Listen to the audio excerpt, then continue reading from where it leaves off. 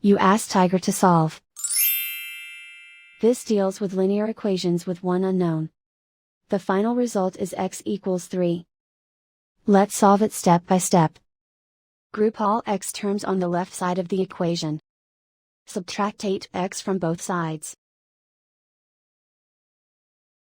Group like terms. Simplify the arithmetic. Group like terms. Simplify the arithmetic. Group all constants on the right side of the equation. Subtract 5 from both sides. Simplify the arithmetic.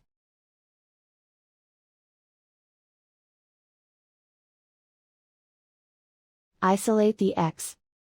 Divide both sides by -7. Cancel out the negatives.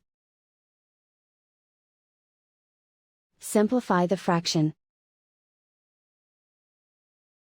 Cancel out the negatives. Find the greatest common factor of the numerator and denominator. Factor out and cancel the greatest common factor. And so the final result is x equals 3.